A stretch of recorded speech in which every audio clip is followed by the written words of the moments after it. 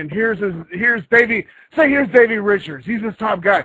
Give him a fucking gimmick, and you know what I mean? Like, do you do that, or do you just like take these guys and just say, okay, you guys go in there and have a good match? We're not going to be. See, it's a weird. I want to get the point across correctly. We're not going to be intensely reliant on gimmicks, but at the same time, I understand as well as the next person that, you know, just hours upon hours upon hours of good wrestling can also get a little bit stale, and there needs to be something in there. You know, I have classics on demand, right? I got it a few months ago, and honestly, out of all of the wrestling that comes across my television screen, any of it, classics on demand, some of the stuff that's on there, some of the territory stuff, some of the old TV, is really the best wrestling you're going to see all week come across your television set if you're blessed enough to have it.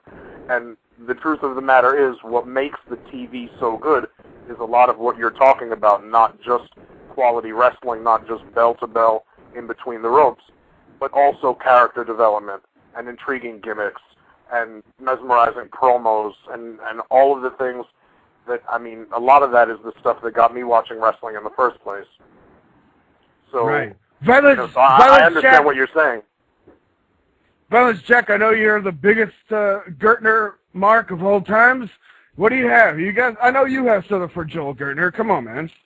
Well, yeah, I was just going to interject about the gimmicks and stuff. It doesn't have to be too over the top, but people remember the Road Warriors, and unfortunately, you know, it's a lot of guys today.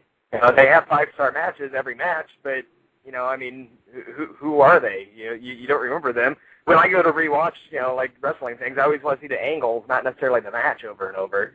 And so hopefully MXW has a good balance of both. Yeah, absolutely. I mean, I do have some gimmicks that I've created even 10 years ago when I was in the middle of the ECW run, and I just kind of came up with it one night and said to myself, you know, it would be funny if some promoter would ever do something like this. And then now it's my chance because nobody's done it yet. You know, I've got that gimmick, and I plan on unleashing it pretty soon within, you know, MXW's first couple shows, maybe even on the first show. But we're definitely going to do TV, and we're going to start local, and we're going to start as small as it needs to start to succeed. But we're going to do TV, and we're going to do it in such a way where there is, again, like we've been talking about, the gimmicks, there's the character development, there's the storyline development, everything like that, and great promos, you know, because it can't be too much talking. You know, I've seen other promotions get vilified for claiming that, you know, that they provide a certain thing, and then all they really provide at the end of the day is talk, talk, talk. So it's not going to be that intense with the talking, but everything is going to happen at such a time, and it's going to be blocked out in such a way as best as I can from whatever it is that I know, such as that is. Everything is going to be done in such a way where it's just kind of going to make sense, and it's going to be the right thing at the right time. You know, Joel, the one thing, I mean, and I don't want to give away, because, hey, maybe me and Violence Jack someday are going to fucking make up a show. But you know what used to make, what made me used to fucking watch wrestling was the old, the NWA WCW show. And it was just like, okay, Tully Blanchard gets in the ring, slingshot suplexes some jobber, and it comes out, and he talks at the video thing, you know, at the interview stand for 5 minutes. Right. You know, that was great. I wanted to see those matches because I never got to see Tully Blanchard and Magnum TA on TV, so I wanted to watch it if I could. If there was a possibility of me being able to see it on a videotape or any kind of thing, I wanted to see it. I wanted to see the Best of 7 series with Magnum TA and Nikita Koloff. But you never saw it on TV. The only way to see it was to go live and see it. I mean, don't you think maybe if Joel Gertner, the best ring announcer in the entire world since Howard Finkel, don't you think if you put on this show, you're the guy interviewing whoever your top guy is? I don't even know who your top guy is, but your top guys go in, beat up some fat, pasty jobber, come out and talk to Joel Gertner, and he put it on YouTube, and then everybody wants to see this guy fight this other guy, right? I mean, on your DVD when you put it out. That sounds not too far from what just might happen. that's what I think should happen, because everything is on YouTube. You could get thousands and thousands of fucking. You put it on Break TV, YouTube. I mean, Daily Motion. There are 100 sites you could put your video on, and the people want to check out your DVD. You know, but most people don't do that. It's just a matter of work ethic. And to me, it seems like Joel Gertner always had kind of a work ethic. You never see, like, when I hear the stories of all the drugs and parties and all this stuff in the back, I always think of Joel Gertner as a funny guy, but maybe you weren't involved with so much of the drugs and the partying aspect of the whole thing. Maybe I'm wrong. You could tell me if I'm wrong right now, but, you know, I think I can't remember it, to be honest. Well, okay. Well, it's all a blur. Then I'm completely wrong. I completely flipped the fucking gimmick. Yeah, because you obviously, okay, now that you're saying that and you can't remember it, you must have, because we always hear the stories of the ECW locker room being just a den. What do they say on Star Wars? A hive of villainy and whatever. Was that what it was like? I mean, did you get involved with all that shit? Not for me. Not for me. I mean, I had my fun because there was fun to be had. You know, there were different things going on. I was so young, you know, so young at the time. At most points during my 5.5-year stay or 5.25-year stay, however long it was, at many points I was really the youngest guy back there. You know, I started 3 days after my 20th birthday.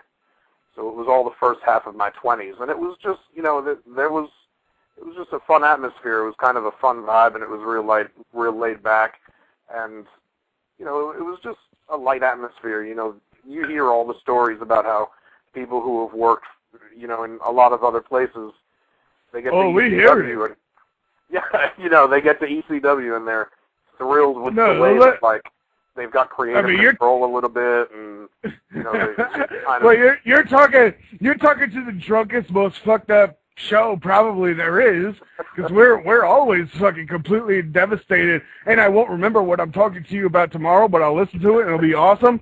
But that's what I wonder is, like, when those guys went out, because you always hear the stories of the ECW locker room being completely. Like just a drug, like everyone's on drug, everyone's fucked up, everyone's having a fucking good time, and then they go out and wrestle. Is that close to you? Like, did you see that? Was that what was going on? I mean, because you come out in the beginning, or you do your part, and then you go back in the back, and you don't got to do shit the rest of the night. Fuck, it's got to be incredible, right? No, I never, I mean, when I was at work, it as hard as it was to remember that what you're doing is actually work, I always kind of kept a little bit of that ethic, you know, that kind of, okay, you know, there's during the show, and then if you want to have fun, however it is that you know, blow off steam, or however it is that you release negative energy, or whatever it is that you know, whenever you want to relax, there's a time to do that after the show, you know what I mean? However it is, you know, whatever your vice is, you know. And we call it rockin' and maxin' is what we call it here. We call it rockin', maxin', sleazin', and grossin' is what we call it here within our realm of glory. But so that's what, I mean, but was there that going on before, like during the fucking show? I mean, because people always talk about it going on during the show. You say Sandman never went out to the fucking ring sober. Never. Like, he was always fucking wasted when he went out there. Is that, I mean, does that kind of ring true to you from being back there all the time? I think a little bit of that is urban legend, but, you know, to every urban legend there's got to be a little bit of truth. You know, I mean, truth be told, I think Sandman did drink before, during the shows. I think, you know, within moderation that's fine, but as far as me, I don't know, you know, I was just there like everybody else, and, you know, like I said, everybody blows off steam their own way, you know, whether it's, you know, having a couple cold beers, or whether it's, you know, hanging out with that girl that you hung out with in the town last time, or, you know, whatever it is, you know, different strokes for different folks, and, you know, I kind of just, whatever floated my boat, you know, as long as it was within reason and moderation and everything like that, consenting adults and nobody's hurting anybody, then, you know, again, whatever it is you want to do to enjoy yourself, there was certainly ample opportunity to enjoy yourself when you were traveling with ECW. It was a circus. It was unbelievable. What am I supposed to say? Yeah, I can lie to you, or I can tell you it was the best years of my life. You know, of course it was. Hey, no, I bet it was. Going away from